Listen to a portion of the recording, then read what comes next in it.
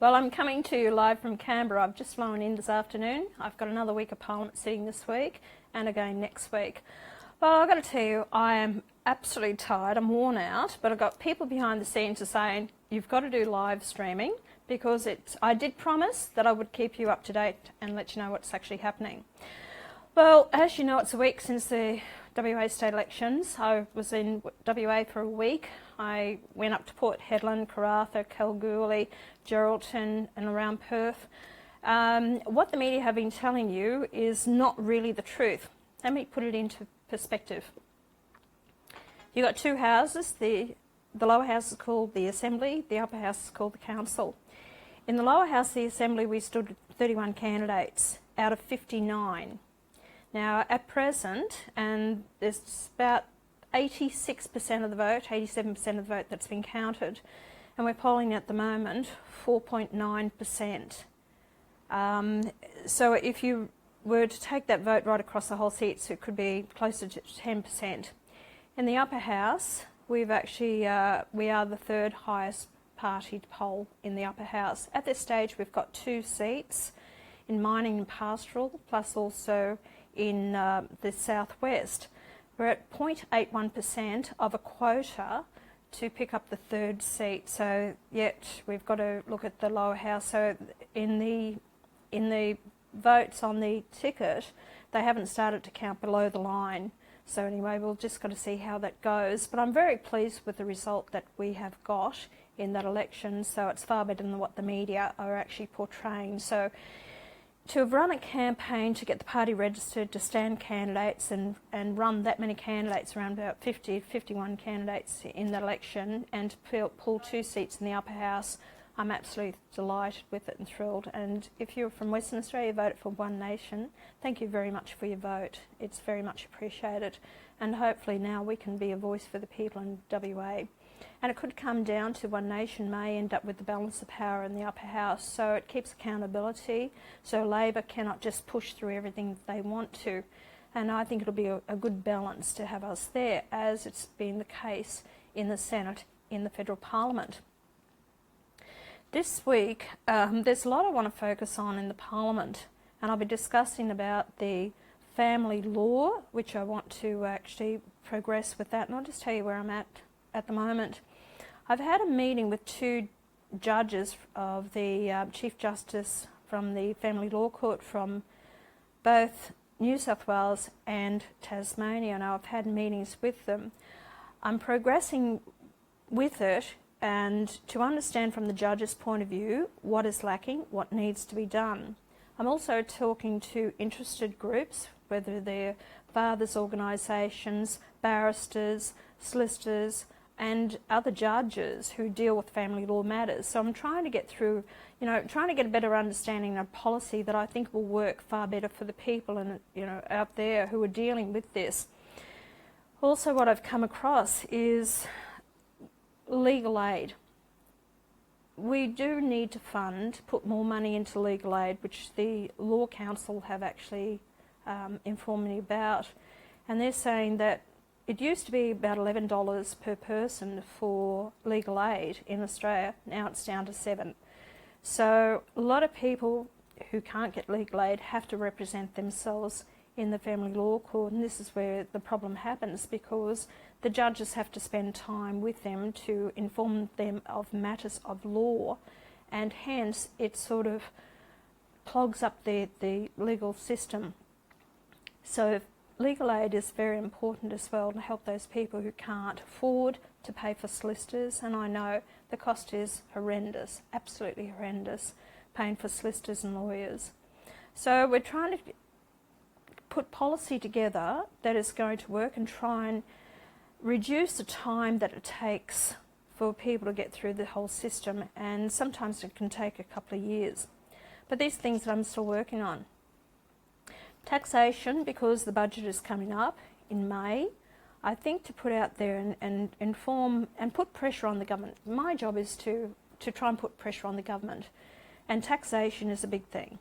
Now, what I've been saying for 20 years, multinationals are not paying their taxes in Australia, and I'm sick of foreign companies in here that actually are making all this money and they don't pay any taxes whatsoever. So this is something I will be hitting this week, and I want to put the government on notice that they actually have to start doing something about this. The middle class Australians and those who can least afford it are the ones that are picking up the bill, taxation, and paying their, far too much tax in Australia, because those who are in positions can write off their taxes, or they use loopholes, or the multinationals don't pay their taxes, and I think it has to be a much fairer system, so that is something I will be targeting. I have got questions here. If you'd like to throw me a question, please do that, and I'll see if I can answer your questions. So do that, and if you've got your questions, tell me where you're from. I'd like to know how far we're going. Are you from Darwin? Are you from Perth? Are you from Hobart? It'd be lovely to hear from you, or maybe, these smaller country towns that are out there like Marlborough, or maybe Innisfail. So let me know where you're from. Love to know. Well, last night there was another terrorist attack in France, and 230 lives have been lost in France since 2015, 1 year and 3 months ago. 230 lives lost. Here in Australia we're very fortunate. We've only lost a couple of lives, but one life is too many. And with jihadists, it's a shame that this is happening, and I know we're very fortunate in Australia because the Australian government, they are actually doing all that they possibly can to stop these attacks, and they have foiled about 12 jihadist planned attacks in Australia. So we've been fortunate enough, and I hope that we never lose one more life in Australia. It's since I've been in the job, and it's only about 7 months.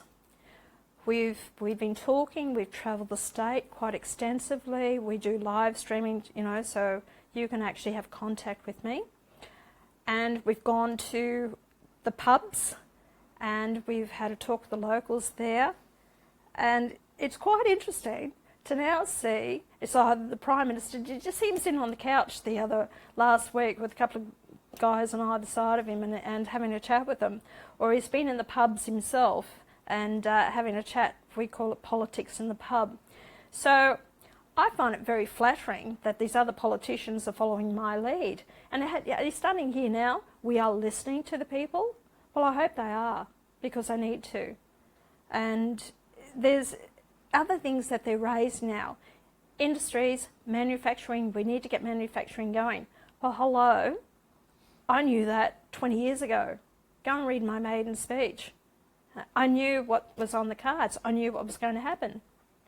And it all started in the mid-1970s, about 1976. It was called the Lima Declaration, whereas we signed an agreement to forego our industries and manufacturing to third world countries, sell them the raw products and buy back the finished product. What have we been doing? Everything that we've lost. All the industries, footwear, clothing, steel manufacturing, everything's been shutting down over the years. Now the car industry's gone. And the whole fact is we've foregone to third world countries. Oh yes, they've done very well out of it. They hold the market. Now we're buying in these cheap rubbish products into Australia, throwaway products where we've lost quality that Australia used to produce it at. Tuies and Burleys and all these things that we used to make. That's all gone. People don't understand. The younger generation don't understand. We need it manufacturing for those people who don't go on to get further education. And that's another thing I've been saying. Now we've got a shortage of apprenticeships.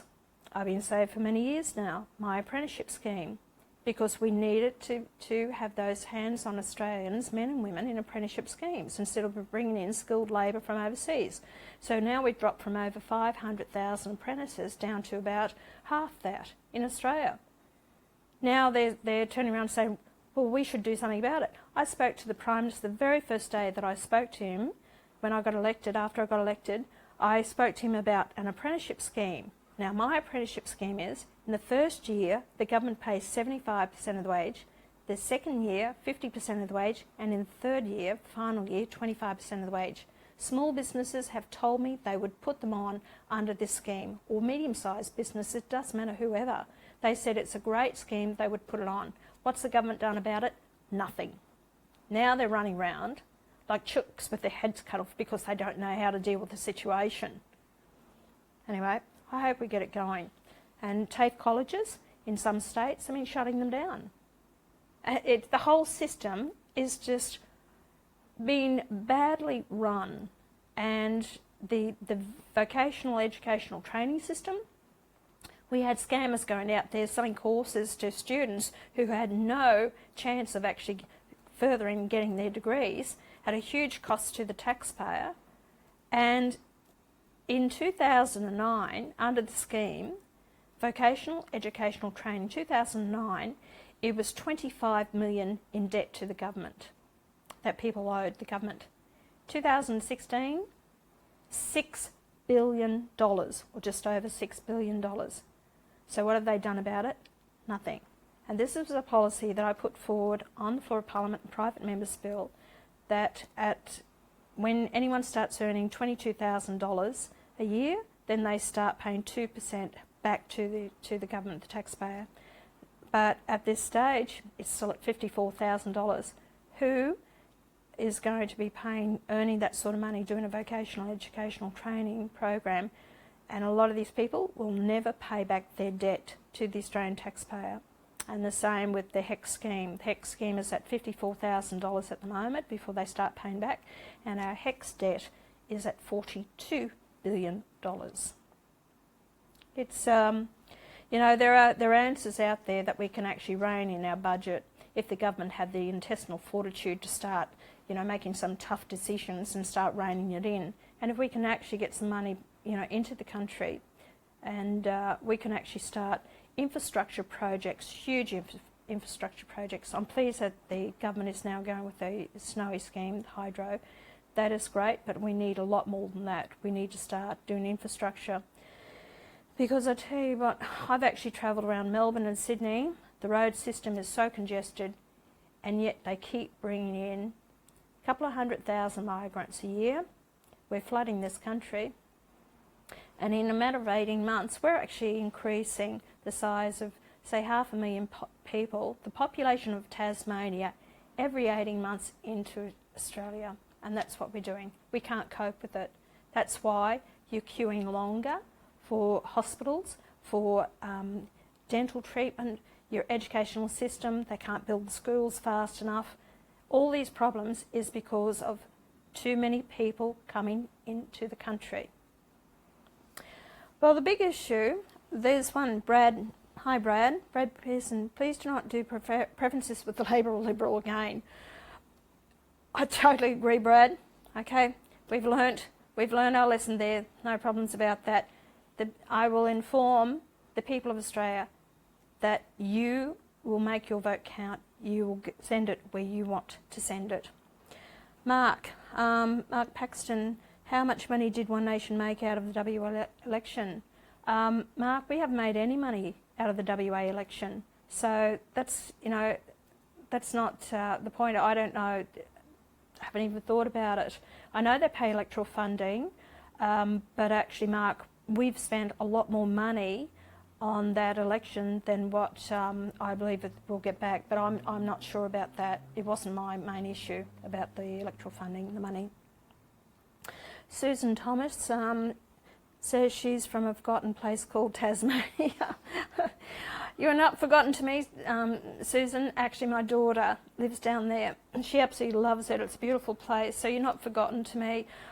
Maybe your politicians down there are forgetting you, but I think you're in a beautiful part of the country, and I love Tasmania very, very much. Just wanted to touch on about, when I was in WA, I went up to Port Hedland and I was speaking to a couple of the Aboriginal women who actually came to meet with me. Amazing enough, one of these Aboriginal women said, we need a royal commission into where the money goes. Now apparently the federal government alone puts $5.6 billion a year into Aboriginals funding. That's not what the states or the local government put in as well. She was questioning where did the royalties go, because Aboriginals or communities receive royalties from the mining. They said this goes into a council, Aboriginal council. They have no idea where the money goes, and it's not really given out to the people. She wants to know where the money's gone, and I agree with her. I know that years ago I called it the Aboriginal industry because money was going in and it was flowing out. At that time when ASIC, the Australian Torres Strait Islander Commission, was in place before John Howard abolished it, and that was another thing that I stated in my maiden speech, that it needed to go. At that time they were actually being funded 2.2 billion a year for 1.8% of the population. That's what they were funded, and the Aboriginals in this country are actually around about 2.2% populace that call themselves Aboriginal. I think there needs to be a Senate inquiry into it. I believe there needs to be accountability. We need to know where the money is going, and I'm sick of hearing from people, and especially tradies and different ones, they're saying they make a fortune out of this. They say when a house is built and it's been destroyed, they actually charge an absolute fortune to go out there, and I think there's just such a rip-off with money in this, and I actually believe it should be gone. I think that everyone should be treated equally on an individual needs basis, not based on race. I think it's a racist policy, and people call me a racist when I call for equality for everyone. You get a helping hand based on the need of a helping hand, not based on race. So that's, and I will be following that up further with regards to that. Well, most of you would know that I've actually just finished the Burrumbuttock hay run. So we went from Griffith, which is down south, nearly on the New South Wales Victorian border, and I was with the truckies for a couple of days, and we drove all the way up to just north of Longreach. Now it's around about 1,700 kilometres, delivering hay to farmers in drought conditions. Now I've been brought to my attention that 87% of Queensland is in drought. 87%. That's why we're actually pushing for the Bradfield hybrid scheme to go ahead. Now that means watering inland Queensland. So instead of the waters from the rivers up there flowing into North Queensland, flowing into the ocean, they're actually directed inland, and they water inland Australia, Queensland actually. And I think by having a scheme like that, we can actually just make it the food bowl of Australia if we want it to, if we're smart enough about it. But it is One Nation's policy. This was around many, many years ago. Bradfield was the name of the gentleman who came up with this scheme, and no one's gone ahead and done the scheme. And that's what we've got it as policy, and I think it would be so beneficial to Australia. Instead of selling our country to overseas interests, international interests, growing their own food here and going from paddock to plate, we should be smart doing it, encouraging our farmers to stay on land, grow the food and export it ourselves. Well, if you're having trouble getting a job, you probably wonder why. Well, I was reading today in the paper, 400,000 ABNs were issued to people on visas last year. So what does it mean? People coming in visas in Australia can apply for an ABN number so they can go and get a job in Australia. And also on top of that, well, these could be from all different visa holders. Last time I looked, we've got 22 different visas you can get in Australia. So these ABNs, they register an ABN, so they're not, they're getting jobs. They're actually getting paid under the counter, a lot of these people. That means that they're not registered for tax, and they leave the country, make all this money, leave the country, they take the money out of the country, or they're sending the money back home to their own country while they're here. Also, we've got 400,000 foreign students in Australia who are entitled to work. They can get a visa, and they do 20 hours work, but I've also been told a lot of these are actually working more than their 20 hours, and again, getting the cash not registered because people are paying them cheaper in wages. Big problem also, I was told by a fellow in WA, the cleaning sector. They're all foreign cleaners. They get working for about $11 an hour, under the counter cash. This gentleman, he can't get a job. So it's all cheap wages. Well, all the time I'm hearing about from the unions, I'm hearing from Bill Shorten, who's jumping up and down about, jobs for Australians. Well, where the hell are you, Bill? Under your watch, Bill Shorten, he was the minister.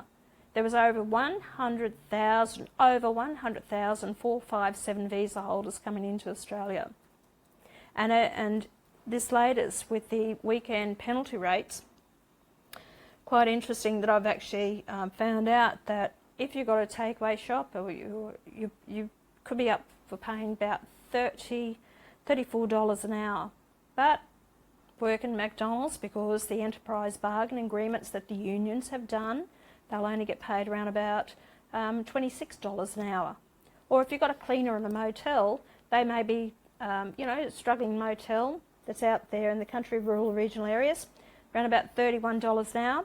But go to your big chains, again, the enterprise bargain agreements, you're looking at around about $10 cheaper an hour.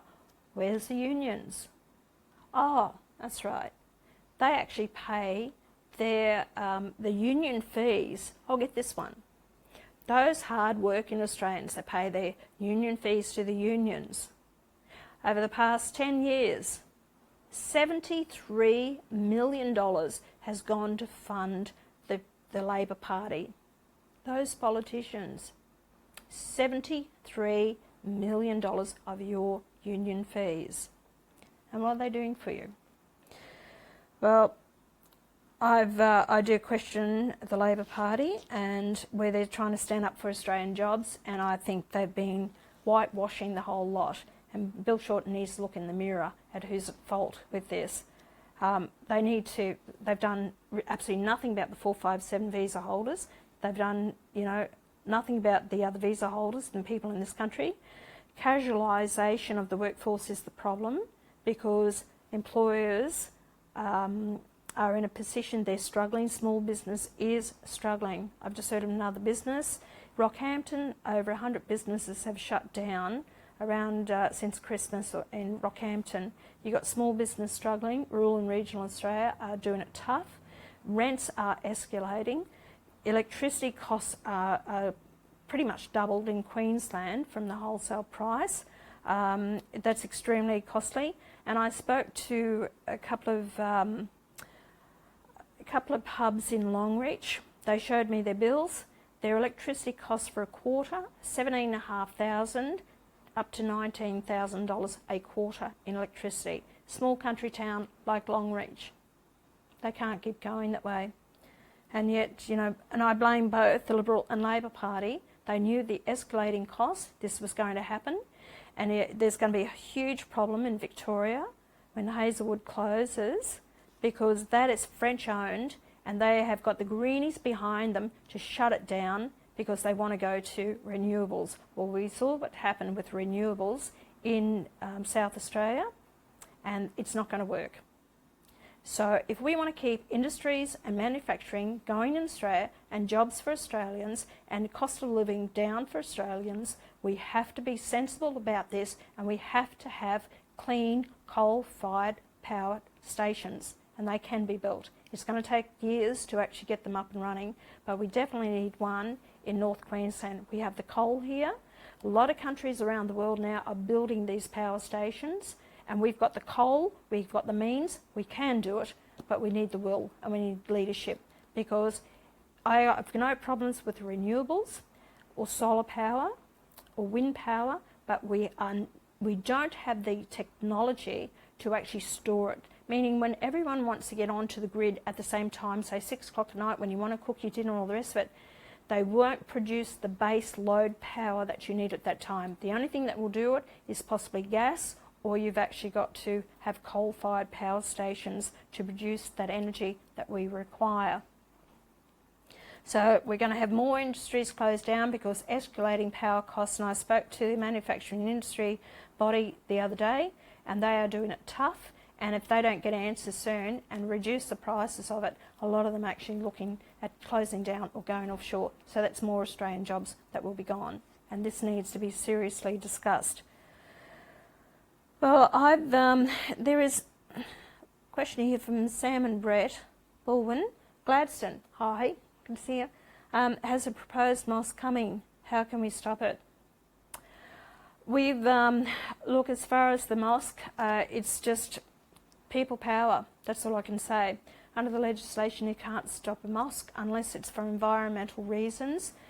If One Nation gets a hold in Queensland, we want to put it into legislation saying that the people have more of a say in a mosque going up in an area. And I think it's important that people have a say in this on a social basis, because at the moment you can't stop it on religious grounds because it is protected under the Constitution, Section 116 of the Australian Constitution. So it has to be on for environmental reasons or the impact in the area. Otherwise, I think it should be on a social issue as well. But that, hopefully, if One Nation get a foot in the door in Queensland, we might be able to introduce that. Damien Stewart, defund the ABC and SBS. I'm tired of their propaganda. I'm with you, Damien. Totally agree. You know, I think everyone's sick and tired of it. That's why, you know, I cut out the ABC. I'm sick and tired of them with their leftist attitude.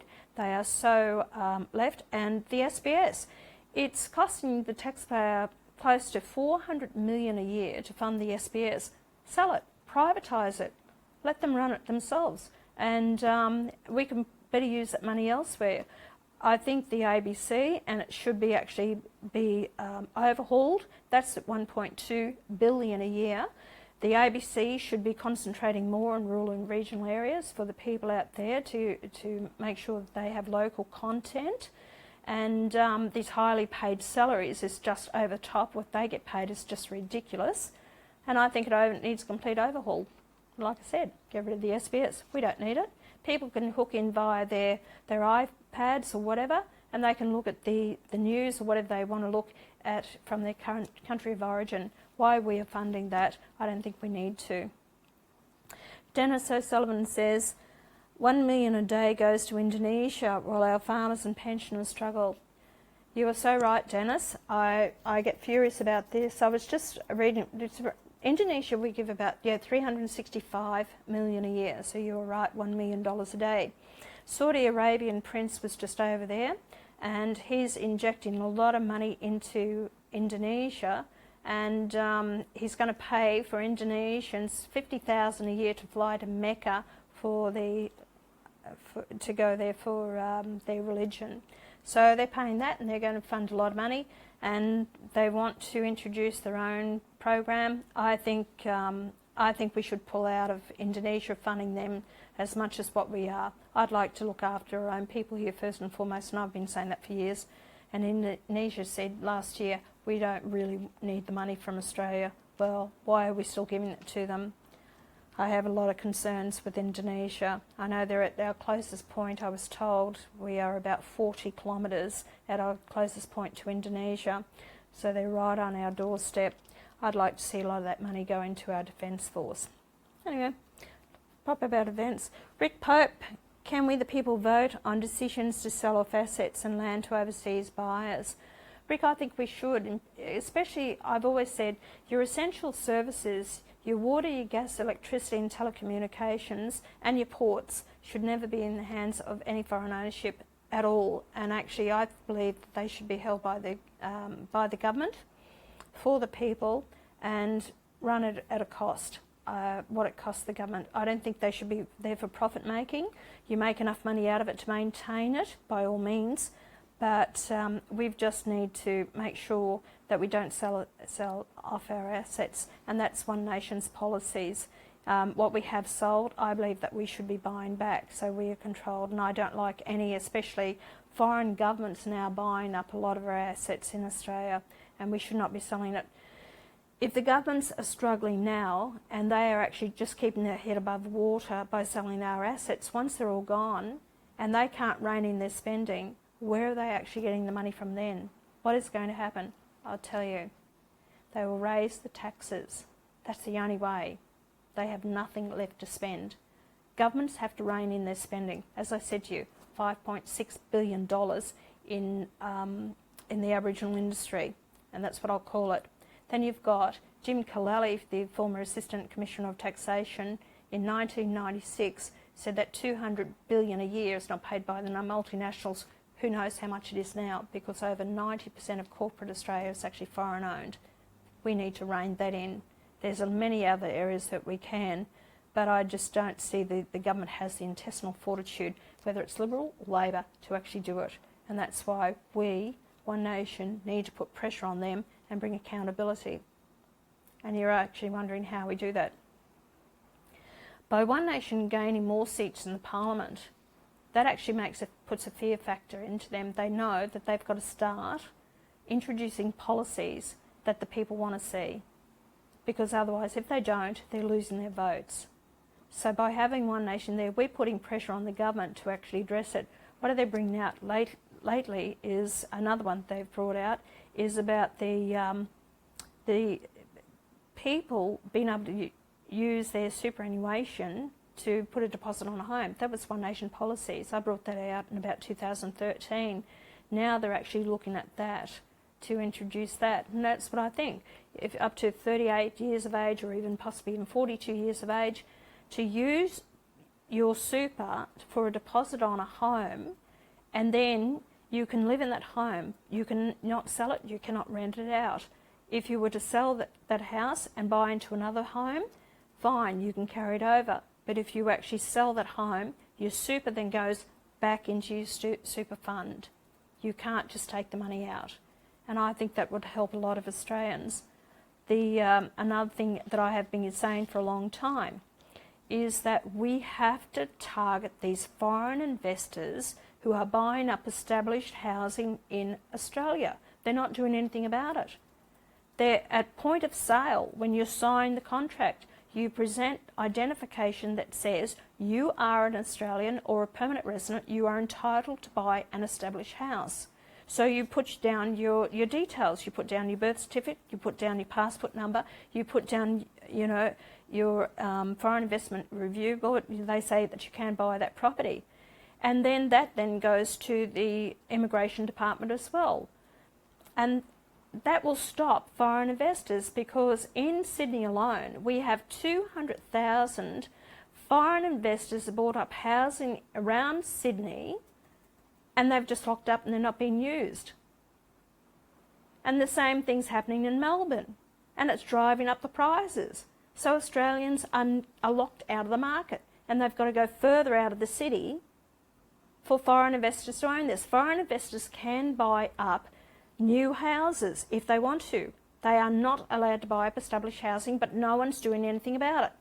No one. Because the state government, they won't do anything because they're getting stamp duty out of it. The banks won't do anything because it raises the prices and they're loaning out more money. The federal government won't do anything about it because they see all the money pouring in the country. So no one gives a damn about Australians owning their own homes. And I think it's wrong.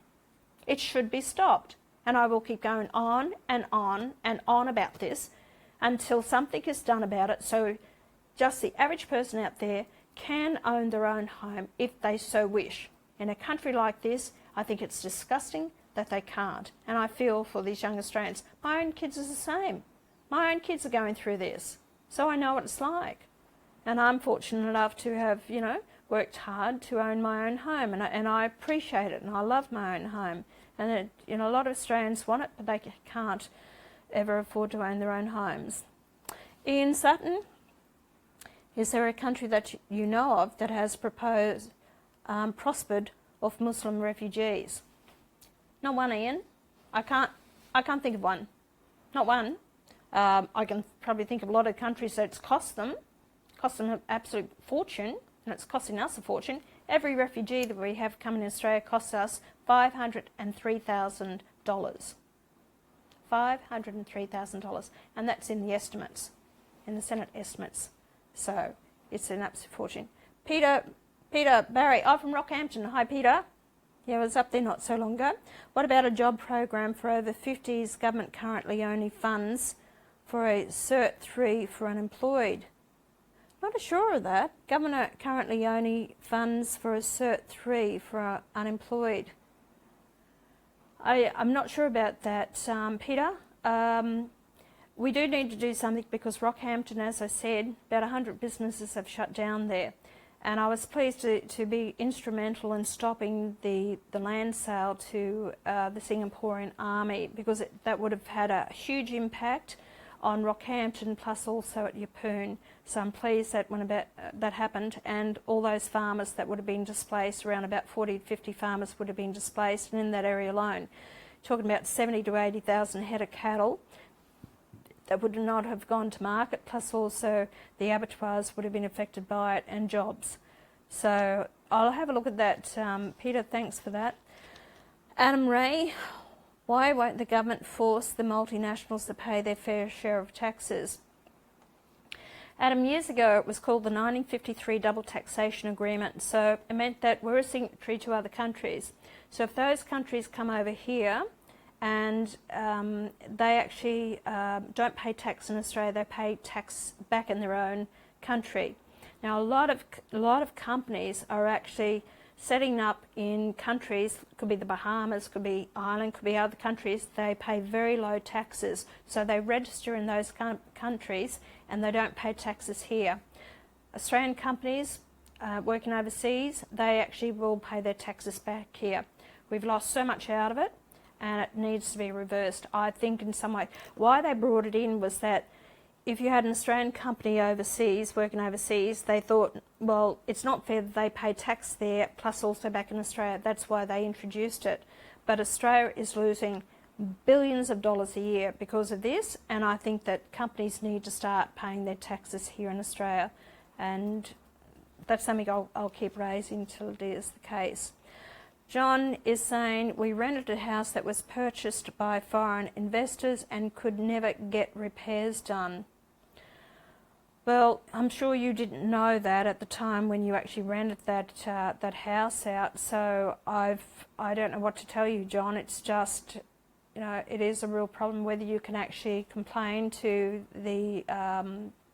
They must be going through a real estate agent or rental where you did the rentals. I don't know what to say there, but it is tough. They're overseas. They're not going to spend the money on it, and you're stuck. Well, I'll just take another couple of questions and then we'll say goodnight, because like I said to you, it's been a long, long week and I'm tired from the WA election. I've got a big week this week. We usually put in around about, or possibly 16, 17 hours a day when I'm down here at Parliament. Kerry Collins Davis says, stop bringing the immigration numbers into Australia. Exactly right, Kerry, and I did explain that before. We can't keep bringing in the numbers that we have. It is not good for us. It's detrimental. This is why big business want it, because they're selling more product, more white goods. A lot of these people, they end up on our welfare queues, and we can't afford it. We've actually got to rein it back in, and we've got to maintain a standard of living. What we're losing in Australia is a way of life and a standard of living. And I can see the big difference since I was, 40 years ago growing up in Australia to what it is now. A lot different now. Well, I hope you've enjoyed this and a bit more information. Oh, wow, a lot of trolls. Online today. Hi guys, all these trolls out there. And thanks for watching, appreciate that. You may have learned a few things. So anyway, I hope you have. You need to. Get your heads out of the sand and stop being Richard heads. To all the rest of you who've found this informative, thanks for watching. Tune in again soon. Bye.